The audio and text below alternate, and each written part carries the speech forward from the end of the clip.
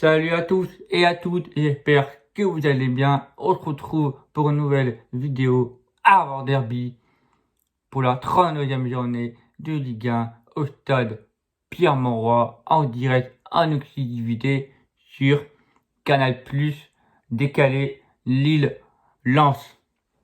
Sur cette saison, les Lensois, nous avons remporté 2 derbys à 0. Premier derby au mois de septembre, en championnat, 1-0, but de Przemysław Frankowski. Deuxième derby qui s'est procuré en Coupe de France, lors des huitièmes de finale. Victoire au tir au but, 3-2, avec un gigantesque XXL de la part de Seko Fofana ce jour-là, avec 5000 personnes. Là, nous déplaçons au stade Pierre-Mauroy. Avant de dévoiler tout cet avant-match, je vais poser un petit coup de gueule, mais énervement contre le préfet. Ou en disant que nous, supporters lensois, nous sommes interdits de déplacement au stade Pierre-Mauroy. Il y a une chose, c'est que monsieur le préfet, je ne pense pas que vous avez regardé ces vidéos, mais je m'en moque. Vous savez que le stade Pierre-Mauroy, le parkage, est au-dessus du stade. Pour atterrir sur la pelouse, il faut qu'on fasse Spider-Man. Si on fait Spider-Man, on n'est plus vivant. Et puis même l'accès au stade Pierre-Mauroy, tu peux le faire dans une aire d'autoroute et passer sous le stade au sous-sol. Je sais pas si vous connaissez. Je sais pas si vous connaissez la sécurité. Je sais pas si vous connaissez. Enfin bref, c'est complètement inutile parce que ils ne savent pas que le préfet, il y a au moins 10-15 000 Lensois qui vont faire quand même le déplacement au stade Pierre-Mauroy, mais avec les supporters de Lille dans les alentours du stade.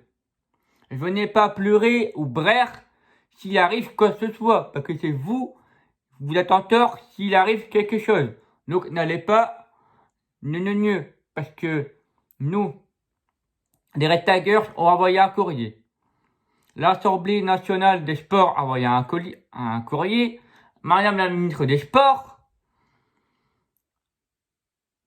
enfin bref, le maire de Lens, enfin autre quiconque, pour faire changer d'avis le préfet. Parce que là, il va être inutile et c'est complètement n'importe quoi leur décision.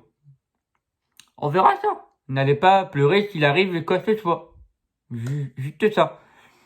Et à juste titre, je vais mettre en garde aussi à tous les supporters lensois qui seront dans les alentours du stade à faire attention. Tout simplement, juste à vous dire, faites attention à vous les gars. Et puis voilà, kiffez-vous. N'essayez pas de vous montrer nos couleurs. Et puis kiffez un bon moment, kiffez à vos derbies. Voilà tout simplement. Là les gars, sur cette vidéo, il n'y aura pas d'insultes, il n'y aura pas de quiconque sur autre personne. J'ai appris beaucoup de leçons. Ça sert à rien les gars. À derby, c'est sur le terrain, c'est dans le match. À derby, c'est pas ouais, on a un sur les réseaux sociaux, ouais, non, c'est au stade à 21h sur la pelouse. C'est là que ce derby se commence. Ce mercredi, ça a été exceptionnel. Exceptionnel, on était plus de 6200 au stade Bollard de l'Hélice en Marek et en RCS. Moi, j'étais présent, j'avais mon fumier, ma torche, j'ai kiffé mon moment, j'ai tout donné. Maintenant, aux joueurs de faire le boulot, de faire le taf, de les tuer, de les chicoter, etc. On sera présent demain. Demain, il y a un rassemblement à 11h30 au centre de formation à la Gaillette de la part des Red Tigers sur Facebook.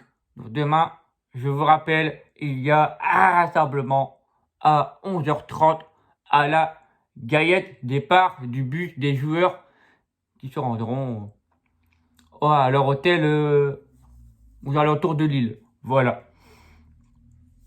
Les statistiques, je vous disais, le rating est sur 2 derbies à 0 cette saison. 35 matchs joués, toutes compétitions confondues entre Lille et le Racing en Ligue 1.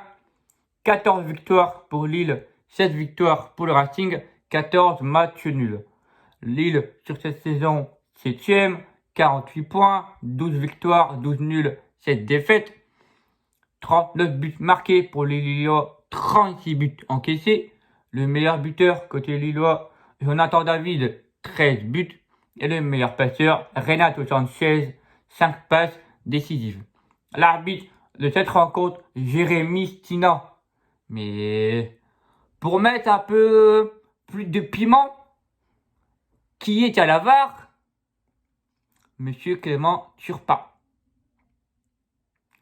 Un penalty pour Lille? Je ne sais pas. Les absents côté lillois. Sven Botman, lésion musculaire. Adrian Gerbic, blessure. Et Timothy Weah, carte rouge lors contre le FC Nantes. Côté Racing, les absents, nous avons 2. Couratin-Jean, toujours blessure au ménisque. Christopher Wu au musculaire. Et il y a des incertitudes hier lors de la conférence de presse de Franck Hez. Przemysław Frankowski, David Pereira da Costa et Gaël Kakuta sont pour l'instant incertains. On verra cet après-midi, en fin de soirée, le groupe qui sera annoncé, qui seront en déplacement. On espère que ces trois-là pourront faire ce déplacement. Après Christopher Wu, je ne sais pas. Franck Hez n'a pas précisé. Donc s'il n'a pas précisé, c'est que il sera dans le groupe. À voir tout à l'heure. Marco Pau, que j'aimerais bien avoir pour demain, de la part de Franck Hez, que j'aimerais bien dans les buts à son tour. Alors, est-ce qu'il va mettre Jean-Louis Leca après sa magnifique performance contre Nice, ou alors il va rester sur son même avis 2 matchs sur 2. Donc, je laisse Wilker Farinez. En défense à 3, je touche pas. Jonathan Grady, Kevin Danso et Facundo Medina. Nos 2 pitons sur les côtés à gauche, Przemysław Frankowski, à droite, Jonathan Kloss. Milieu de terrain, en l'absence de Cheikh Doucouré qui est suspendu pour carte jaune. À sa place, je mets Patrick Berg, associé à Seko Fofana. Dans un rôle de milieu 3, j'ajoute Florian Sotoka. Et à la pointe de l'attaque, le duo Wesley Saïd associé à Arnaud Calimendo. Mon prono que j'aimerais bien avoir pour demain, je vais partir encore plus loin. Je vais dire victoire du Racing sur le score de 2-0. Voilà. Si vous avez aimé cette vidéo, n'oubliez pas de la liker, partager, à la commenter et à vous abonner sur le petit bouton en bas à droite. Ça me ferait extrêmement plaisir. Dans ma description, vous aurez mes différents réseaux sociaux. Puis moi, je vous dis, on se retrouve à demain pour le rassemblement à la Gaillette. Et puis comme toujours, la foi un jour, la foi toujours. Ciao les amis, c'était Thibaut.